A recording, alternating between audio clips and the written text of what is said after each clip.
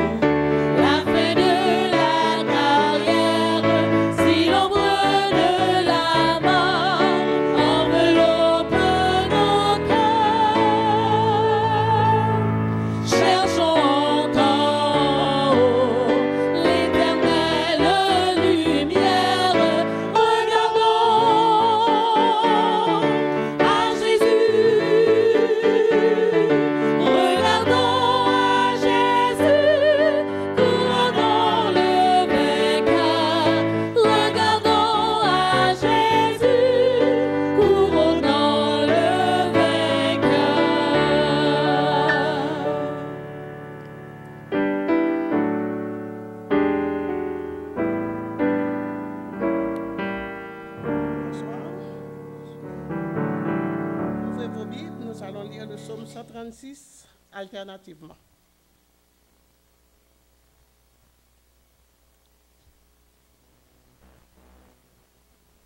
Louez l'Éternel, car il est bon, car sa miséricorde durera toujours. Louez le Dieu des cieux, car sa miséricorde durera toujours. Louez le Seigneur des seigneurs, car sa miséricorde durera toujours. Celui seul qui fait des prodiges, car sa miséricorde durera toujours. Celui qui a fait les cieux avec intelligence, car sa miséricorde durera toujours. Celui qui a étendu la terre sur les eaux, car sa miséricorde durera toujours. Celui qui a fait de grands luminaires, Car sa miséricorde durera toujours. le soleil pour présider au jour, Car sa miséricorde durera toujours. la lune et les étoiles pour présider à la nuit, Car sa miséricorde durera toujours. celui qui frappa les Égyptiens dans leur premier-né Car sa miséricorde durera toujours. et fit sortir Israël au milieu d'eux, Car sa miséricorde durera toujours. à main forte et à bras étendus, Car sa miséricorde durera toujours. celui qui coupa en deux la mer Rouge Car sa miséricorde durera toujours. et fit passer Israël au milieu d'elle, Car sa miséricorde durera toujours. et précipita Pharaon et son armée dans la mer Rouge, Car sa miséricorde durera toujours. celui qui conduisit son peuple dans le désert,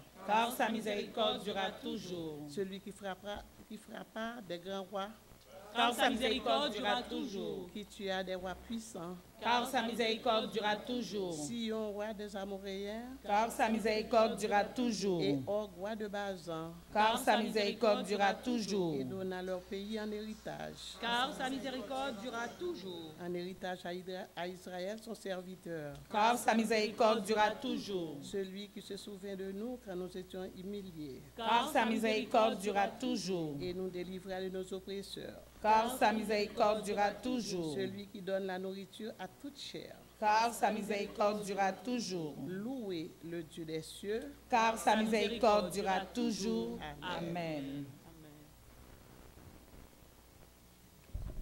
Nous restons debout pour implorer notre Seigneur. Notre Dieu, notre Créateur, comment ne pas te remercier pour cette belle journée passée à l'ombre de tes ailes. Tu nous as fait du bien, Seigneur. Depuis le début du mois d'août, tu as conduit les pas de tes enfants, de tous nos visiteurs qui ont soir après soir écouté ta parole.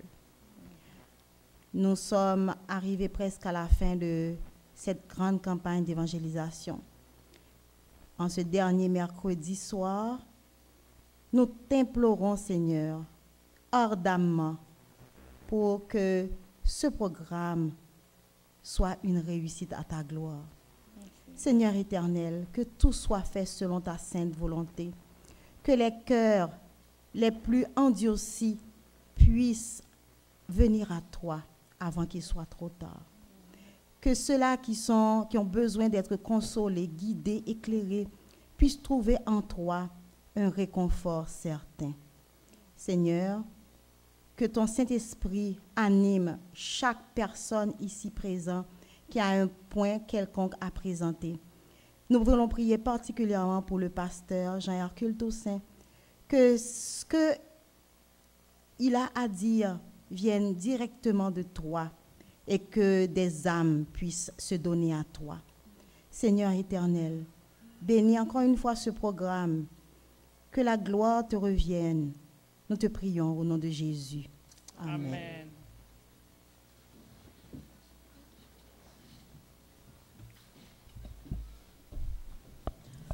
Bonjour, chers frères et sœurs. Avez-vous passé un bon début de semaine? Moi aussi, grâce à Dieu. Cette semaine est ma dernière semaine de vacances avant le retour à l'école. Alors que je vais commencer ma première année d'université dans quelques jours, je prends conscience que cela m'est une source de stress. En effet, pas seulement l'école, mais aussi de savoir que mon horaire est chargé d'autres activités telles que le travail et d'autres projets personnels. L'équilibre. Si l'on cherche dans le dictionnaire Larousse, on trouve des définitions comme juste proportion entre des éléments opposés, position stable d'une personne et état de repos. Si nous analysons ces définitions données, nous pouvons conclure qu'une personne qui a une vie équilibrée ne peut être stressée. Mais qu'est-ce qu'une vie équilibrée? Dans Ecclésiaste 3, versets 1 à 8, il est dit « Il y a un temps pour tout, un temps pour toutes choses sous les cieux, un temps pour naître et un temps pour mourir, un temps pour planter et un temps pour arracher ce qui a été planté, un temps pour tuer et un temps pour guérir, un temps pour abattre et un temps pour bâtir, etc. » Comme la Bible l'a si bien dit, il y a un temps pour toutes choses. Ce qui veut dire que ce n'est pas parce que nous aimons faire quelque chose que nous devons y passer le double du temps nécessaire, et parce que nous n'aimons pas quelque chose que nous devons l'ignorer complètement. Pour avoir une vie équilibrée, il faut planifier sa vie. En effet, il est très dur d'avoir une vie bien remplie et équilibrée en vivant minute par minute. Et cela est tout aussi vrai pour diminuer le mauvais stress. Donc, il y a 2 sortes de stress. On va voir le bon et le mauvais stress. Le bon stress, c'est lorsqu'une situation est perçue comme un défi à surmonter. En effet, je me considère comme quelqu'un qui est souvent stressé lorsque j'ai des présentations à faire comme celle-ci, mais ce stress me permet de me surmonter et de me préparer davantage. Donc, ce stress a un effet positif et c'est la raison pour laquelle on l'appelle le bon stress. Le mauvais stress est lorsqu'une situation, à défaut de nous faire aller de l'avant, nous paralyse complètement et affecte notre vie de tous les jours au niveau physiologique et psychologique. Par exemple, notre fréquence cardiaque, soit notre pouls, va augmenter, de même que notre tension artérielle et notre fréquence respiratoire. On peut aussi avoir des étourdissements, palpitations et des troubles digestifs. Pour ce qui est des conséquences psychologiques, le stress peut se manifester par des troubles de sommeil, de l'anxiété, de la peur ou une inquiétude constante, et aussi un état dépressif. Par contre, il est important de ne pas voir la dépression et le stress de la même façon, puisque le stress ne peut être considéré comme une maladie. Mais une personne stressée peut avoir des symptômes similaires à la dépression, comme être irritable et avoir tendance à se replier sur elle-même. Dans tous les cas, c'est lorsque le stress dure trop longtemps, donc un stress chronique, qu'il faut s'inquiéter. Tout est donc une question d'équilibre. Un trop plein de stress peut nuire à notre santé physique et morale. En revanche, si celui-ci est mineur ou maîtrisable, il devient un véritable atout.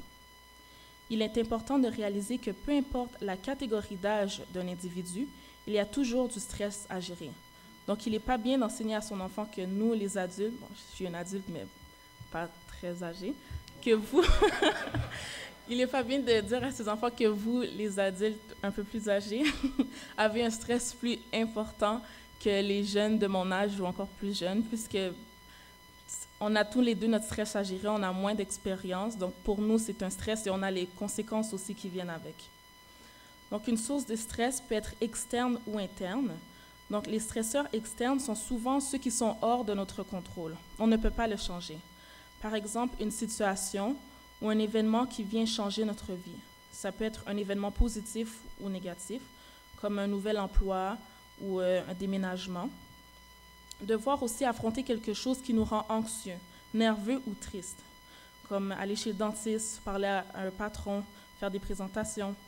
Ça peut être une perte aussi, la perte d'un emploi, la rupture amoureuse, un deuil ou un stress financier, un stress qui peut être limité dans le temps ou un stress chronique, donc une maladie, un enfant malade ou encore des problèmes financiers. Un stresseur interne, c'est quelque chose qui est sous notre contrôle, donc on peut le changer. Donc, se mettre de la pression soi-même, être exigeant envers soi, être perfectionniste, jamais satisfait de ce qu'on fait. Donc, c'est important d'avoir une rétrospective et se dire qu'on peut faire mieux, mais si c'est au point que ça nous nuit parce qu'on est encore plus stressé, mais là, il faut doser. Donc, ne pas prendre soin de ses besoins, mettre toujours les autres en priorité, ne pas s'affirmer, ne jamais dire non aux demandes. Donc, ça fait en sorte que quelqu'un peut devenir plus épuisé facilement, puisqu'il pense toujours à ce que les autres personnes ont besoin avant sa propre personne. Donc, la base pour gérer le stress est de prendre soin de son corps. S'organiser pour récupérer l'énergie dépensée par le stresseur. Être plus vigilant au niveau du sommeil, l'alimentation et l'exercice physique. Il faut aussi compenser en incluant des activités, des moments avec des émotions agréables, des détentes, prendre soin du côté psychologique. Pour certaines personnes, ça serait de se sortir de l'isolement. Donc, si c'est votre genre de rester plus isolé quand vous êtes stressé, peut-être prendre du temps en famille, discuter avec son conjoint, sa conjointe ou une personne chère. Il ne faut surtout pas oublier le temps en prière, le moment où nous pouvons tout remettre dans les mains de Dieu. Dans Matthieu 6, verset 33, il est dit « Cherchez premièrement le royaume et la justice de Dieu, et toutes ces choses vous seront données par-dessus. » Donc, tout a été dit, c'est Dieu qui donne. Donc, avec Dieu dans notre vie, tout ira bien. Amen.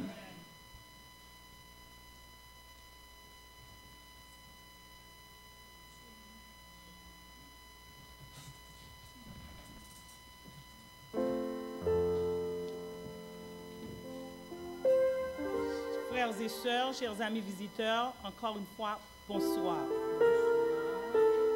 Nous sommes vraiment heureux d'être dans la maison de Dieu. Nous avons déjà prié, maintenant c'est le moment de louer notre Dieu.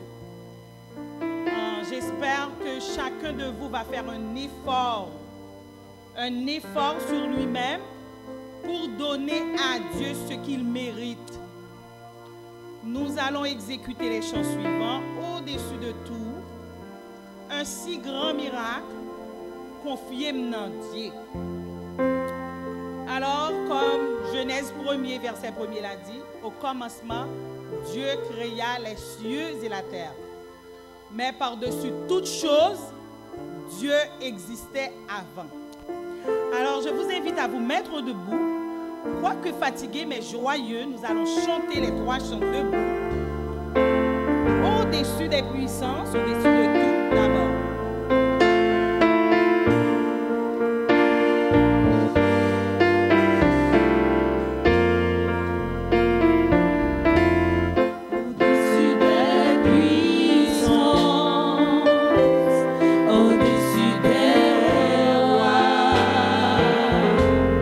Au-dessus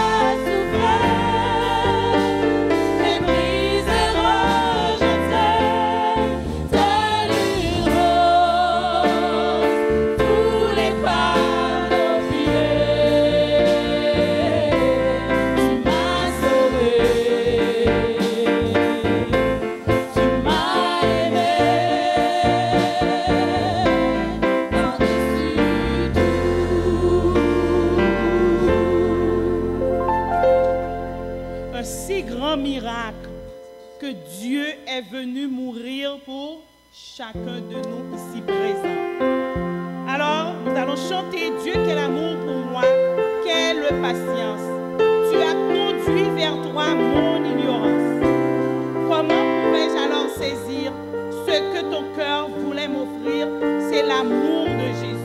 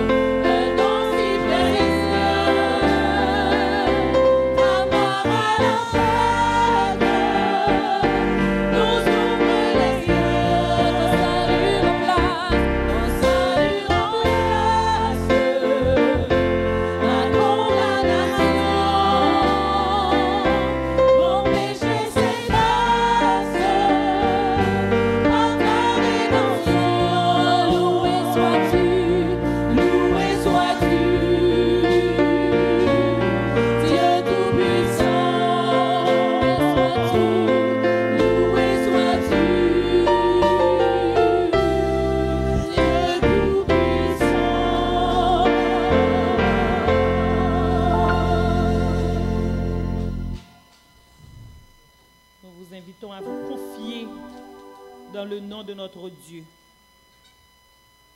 Quelle que soit la situation, il n'y a pas d'autre choix que nous confier en Dieu.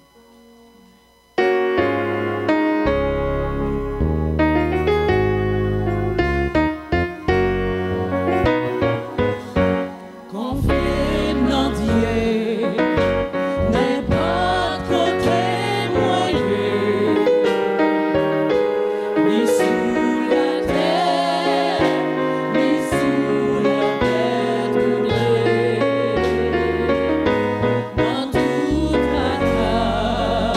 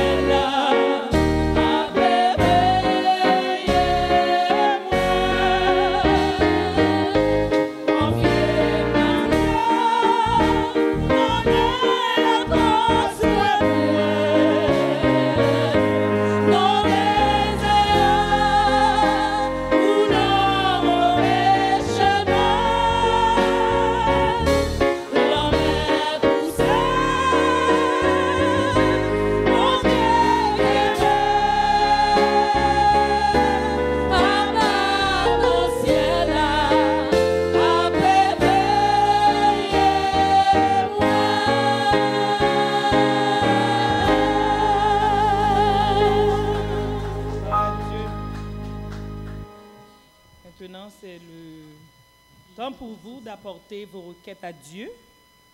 Nous allons chanter le cri de mon âme s'élève vers toi.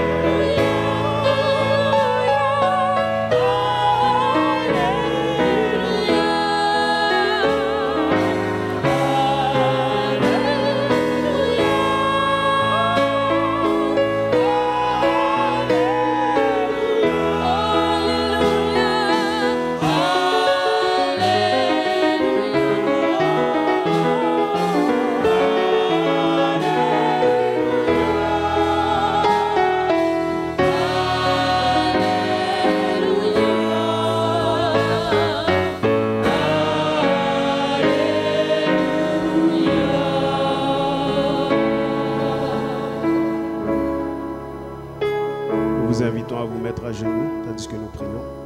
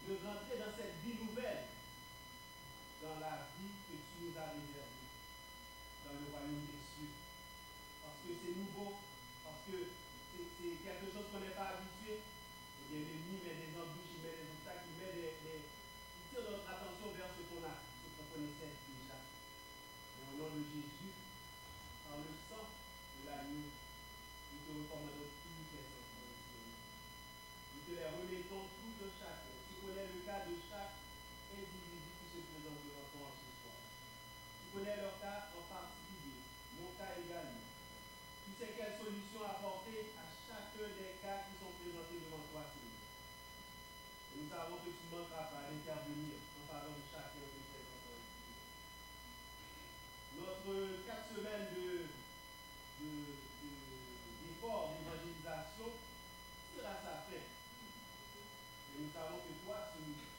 finis pas encore avec nous. Tu continues ton travail, tu continues tes interventions, tu continues ce que tu as commencé avec nous.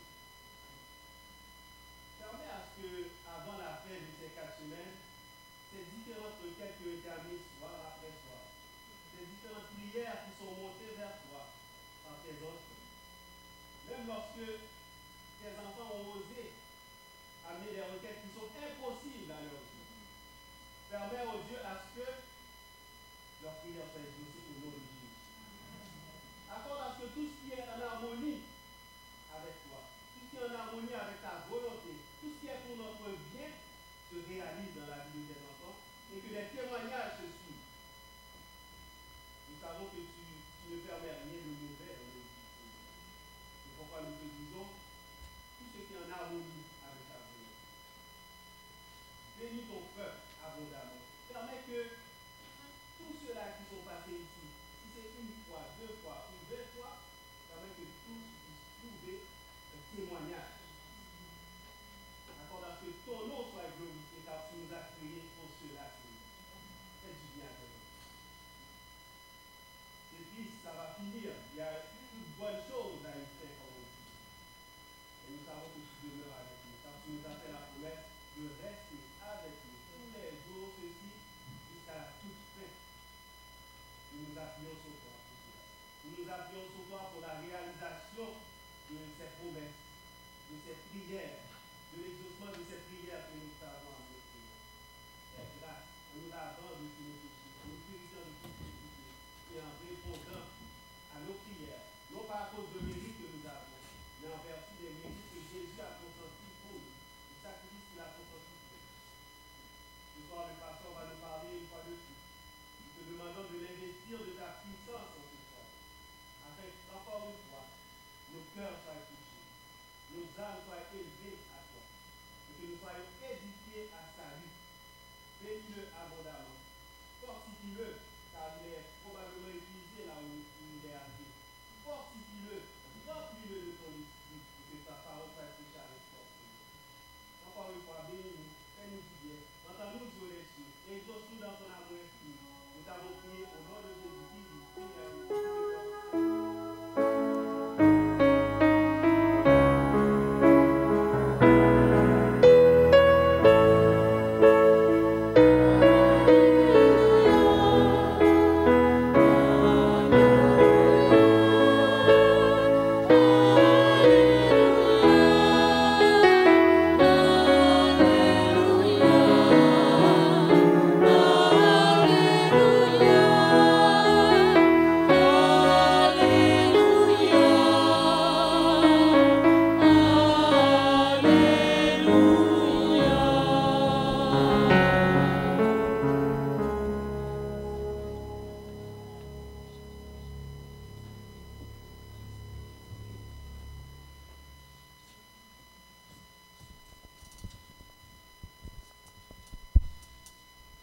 Frères et sœurs, amis visiteurs, bonsoir. Encore une fois, nous nous présentons ici pour... Pourquoi encore? Pour donner des cadeaux. J'aime la réponse. Effectivement, nous sommes là pour donner des cadeaux à tous ceux et celles qui sont assidus et qui écoutent et qui peuvent reproduire les messages du pasteur. Donc, nous sommes rendus au 7e quiz et c'est le dernier pour ce mois d'évangélisation, ce mois de croisade. Et nous profitons pour remercier tous ceux et celles qui ont participé à chaque dimanche, à chaque mercredi soir, à ces séances de questions-réponses. Nous les félicitons tous. Donc, vous êtes bons. Vous pouvez être fiers de vous, car il y en a de belles notes. Il y en a qui ont eu comme 100 sur 100 quasiment à chaque quiz. Félicitations. Et j'espère que vous allez continuer à étudier votre Bible pour avoir plus de connaissances encore sur votre Dieu et pour pouvoir vous rapprocher de lui. Amen. Donc, nous remercions, nous profitons pour remercier aussi les sponsors qui étaient là pour nous fournir des cadeaux. Il y a Nadine en arrière et il y a aussi notre secrétaire, l'infatigable Alexandra Alexandre. Donc, elles ont fait un travail excellent. Félicitations. À vous aussi, sans vous, eh bien, cette séance ne serait pas une très bonne réalisation, ne serait pas une réussite. Donc, vous avez fait du bon travail. Vous avez participé. À tous les participants, nous vous disons félicitations. Et ce soir, encore une fois, nous avons le résultat du 6e quiz. Encore une fois, Marie-Nancy Feuillet. Elle ne donne pas de chance aux autres. Elle a eu 100 sur 100. Elle a eu 100 sur 100. Encore une fois, il y a Nadine qui s'approche avec le cadeau. Félicitations, Nancy.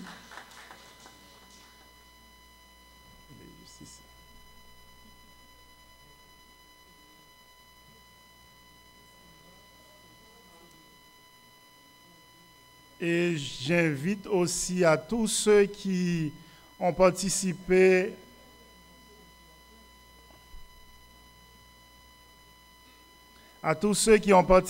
dès le début de ne pas se laisser décourager, car ce dernier quiz peut vous amener beaucoup de choses parce que nous aurons la totalité des points pour le mois.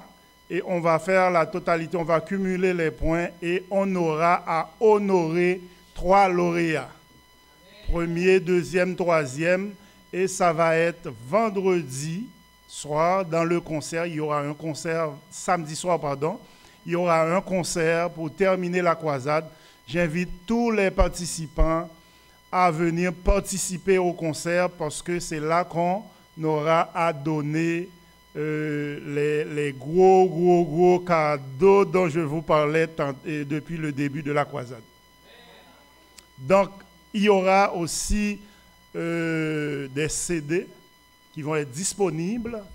Donc, celle qui va nous présenter le concert, avec d'autres groupes, bien entendu, donc elle aura aussi des CD. Il faut amener de l'argent pour acheter des CD. Donc, 7e et dernier quiz. Première question, est-ce que vous êtes prêts? Il y a notre huissière qui passe à travers les bancs pour donner du papier et de quoi écrire aux différents participants.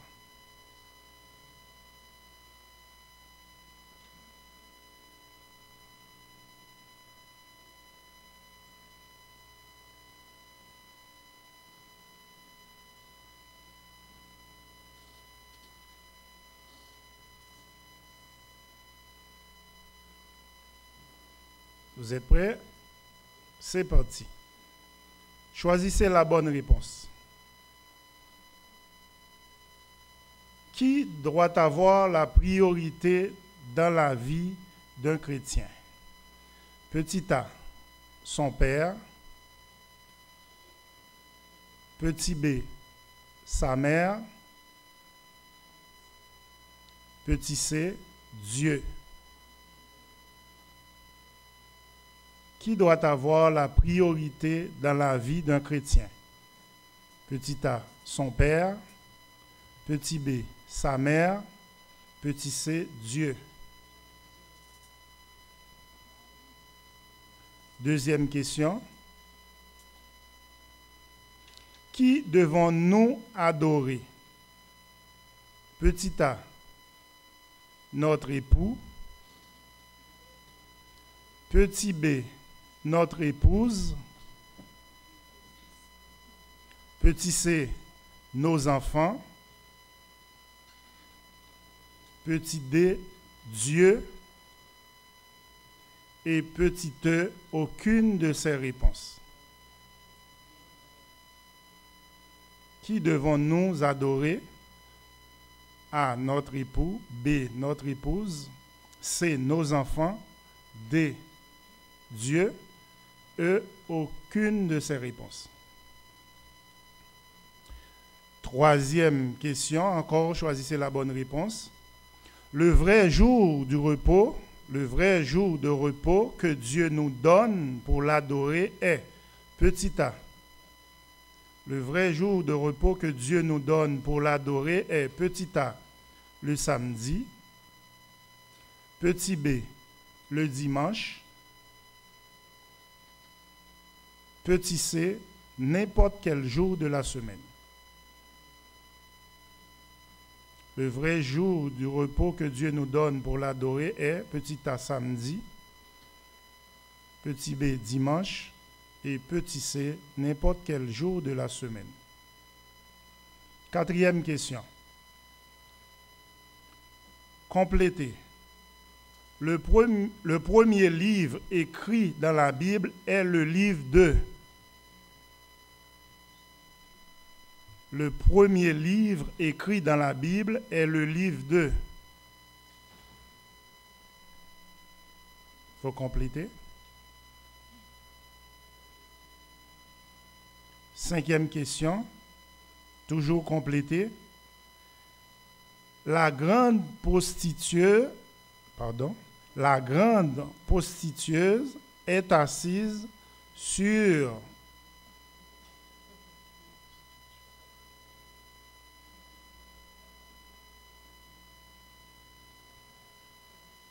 La grande prostituée est assise sur. Complétez. Sixième question. Que représente la femme dans la Bible?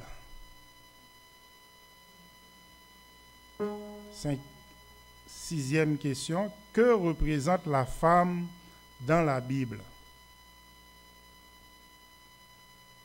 Septième question. Que représentent les eaux dans la Bible?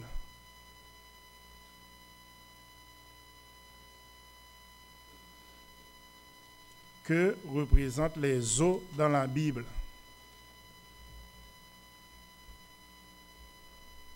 Huitième question à compléter. La grande prostituée était vêtue de pourpre et d'écarlate et parée d'or, de pierres précieuses et de perles. Sur son front était écrit un nom, un mystère. C'était quoi ce nom-là? Il faut compléter. Un nom, un mystère. La grande prostituée était vêtue de pourpre et d'écarlate et parée d'or, de pierres précieuses et de perles. Sur son front était écrit un nom, un mystère. C'est quoi ce nom?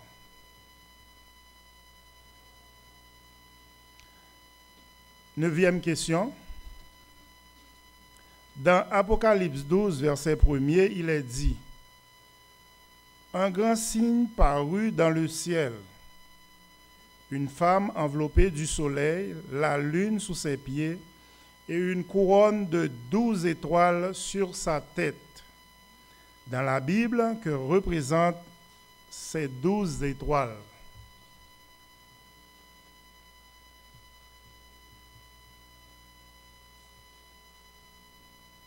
Elle a sur sa tête 12 étoiles dans la Bible, que représentent ces 12 étoiles.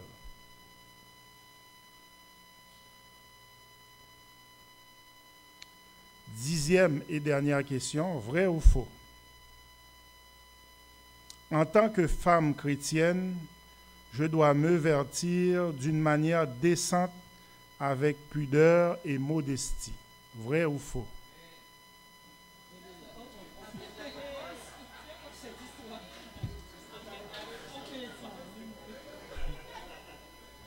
En tant que femme chrétienne, je dois me vêtir d'une manière décente.